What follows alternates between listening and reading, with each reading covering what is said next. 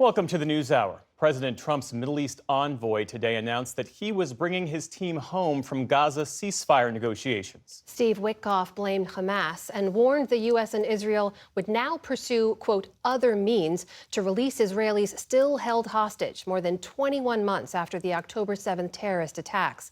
Nick Schifrin's been following all this and joins us now. So, Nick, tell us, what do we know about what led to this decision to walk away from those talks? Earlier today, Israel announced that it would withdraw its negotiators from Doha to, quote, for additional consultations in Israel. And this afternoon, Witkoff made the announcement that you just said, saying he, too, was bringing his team home for additional consultations. And he used this word. He said Hamas's latest response, quote, shows a lack of desire to reach a ceasefire in Gaza. Hamas does not appear to be coordinated or acting in good faith. But Amna, sources I talked to tonight say that it's not clear that this is the end of negotiations. A U.S. official tells me that Hamas's latest response demanded that Israel release 200 high-profile Palestinian prisoners rather than 125, as Israel had offered, and also adjusted slightly the map, exactly where Israeli troops would go when that ceasefire began. And that this official says that the mediators,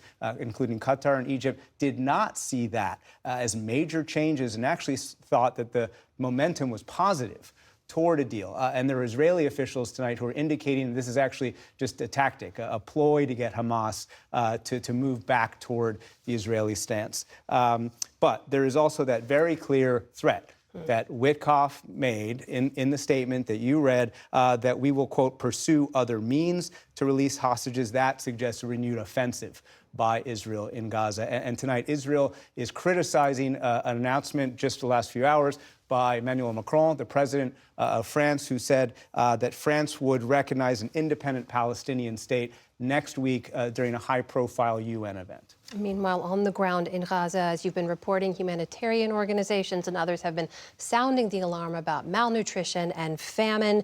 UNICEF today issued a dire statement. What did they say?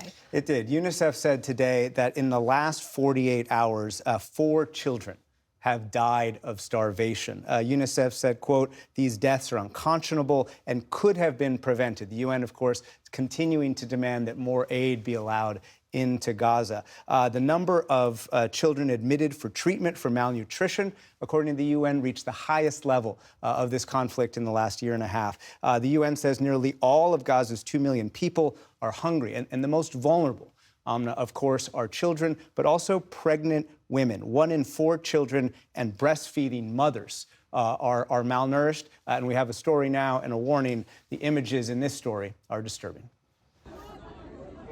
Marwaft al-Najjar only had 3 months with her son Yahya. The baby is wrapped in his mother's arms and wrapped in a shroud. The family is burying him, a victim of war, killed not by missiles, but by malnutrition.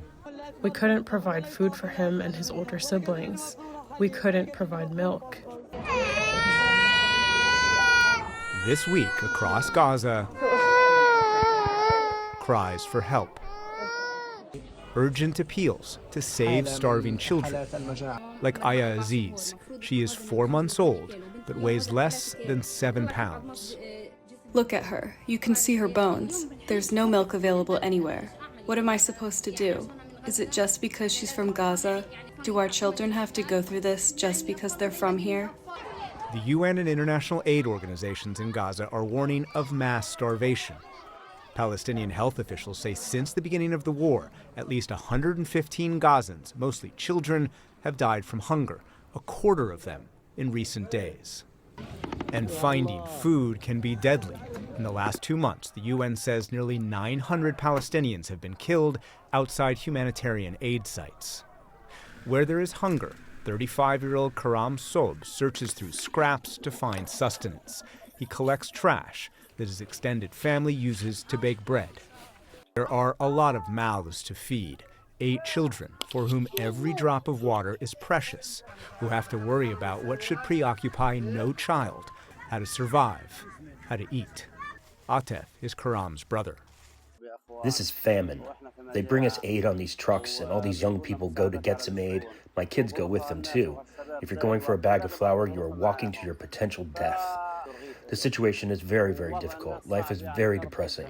We can stay a whole week without bathing, no water, no flour, no food. Israel blames Gaza's hunger on Hamas. It says violence at aid sites is Hamas instigated, and Hamas steals food to either feed themselves or sell to fund new fighters. But hunger now stalks the most vulnerable. At the neonatal ICU in Gaza City's Al-Shifa hospital, babies battle for breath. They are born into war, into a place that cannot provide what they need to live. The card reads, time of death, 11:30 a.m. Sadly, we lose babies every week. Last week, we lost a baby because of loss of electricity. The baby's on a ventilator, so doesn't receive oxygen. So the ones that survive, we call the miracle babies. Dr. Joanne Perry is the Gaza medical team leader for Doctors Without Borders. This is her third trip to Gaza in the last year and a half, and she says the situation is increasingly catastrophic. We spoke to her from Gaza City. And the rates of malnutrition in all our patient populations are increasing weekly. These malnourished mothers are having high-risk pregnancies, and the consequence of that is many of them are having their babies early. So our neonatal ICU is full with premature babies. Our babies are sharing incubators, which is really unacceptable. The mothers themselves are exhausted. They're frail. We're supporting them in breastfeeding, but when you're hungry and malnourished, you're going to produce less milk, so babies are struggling. We have the baby in the neonatal ICU that was born 3 months early, and the mother died in the explosion, and the father arrives every day on his crutches because his leg's been amputated and comes to see his baby every day. She says the hospital is short on supplies. Baby formula is day by day, only 2 diapers a day for newborns. And so a ward once full of hope is now full of fear. Many families in Gaza are large, and children are treasured, and it actually gave me hope a year ago when in the delivery room when the mothers were happy and they had a new child.